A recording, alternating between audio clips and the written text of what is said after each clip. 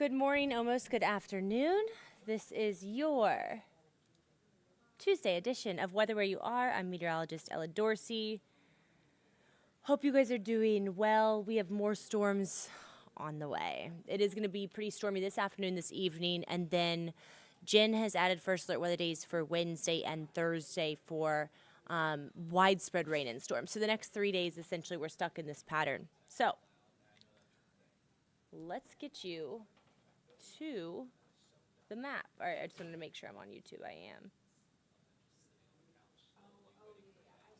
am.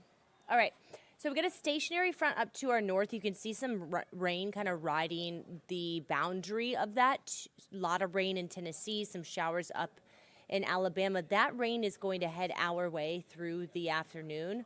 It's dry right now, maybe just a few very light showers in some areas, but I expect some pretty widespread rain this afternoon, which is going to impact temperatures in northwest Georgia. Northwest Georgia only going to reach the low 80s. Meanwhile, areas like Athens, Edenton could push 90 degrees. Atlanta will be in the upper 80s today. So let's take you hour by hour. Again, scattered storms, pretty widespread by 2, 3 p.m. Kind of a broken line moving through Metro 5, 6 p.m. It looks just pretty stormy for the evening commute. I don't expect severe weather, but heavy rain and lightning likely. And you can see this kind of lasts until around midnight, okay? We don't really dry up till after midnight. So pretty widespread this afternoon. And then we will finally dry out overnight. So about a 60-70% chance of storms overnight. Tonight, or this afternoon and tonight, with some patchy fog overnight. Tomorrow, same thing. Looks relatively dry in the morning with widespread storms in the evening. The reason for the first alert weather day is because this is going to impact your evening commute. It could be very rainy, very stormy as you're headed to bed. And then as the ground becomes saturated, it already is saturated, but essentially by Thursday, any additional rain is going to cause a concern for flash flooding, and we're going to see about a 50 or 60% chance for storms. So here's the flash flood threat. This is the reason we've issued the 2 first alert weather days. We may end up dropping for Thursday because it looks like it's going to be more of a Wednesday evening into Wednesday night event for the heavy rain. Still about a 15% chance for flash flooding from Metro Atlanta down to the south.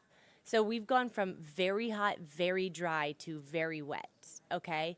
We will get a drought monitor update, by the way, on Thursday, and I do expect the drought to be significantly improving from all the rain we've gotten. So here's the way that the rainfall totals look, or the rain chances look. Pretty widespread today, tomorrow, Thursday. Then we start to see an upper level high pressure work its way in. So it's going to try to dry out the mid-levels of the atmosphere by this weekend. So we'll decrease to 30% on Saturday and Sunday. Overall, though, it does look like we'll stay in this unsettled pattern even through as we head into next week. So I would just be aware that today through Thursday look very stormy each afternoon and evening. Not going to see widespread severe weather, but again, that flash flood threat will be high. The tropics are still quiet, guys, really quiet.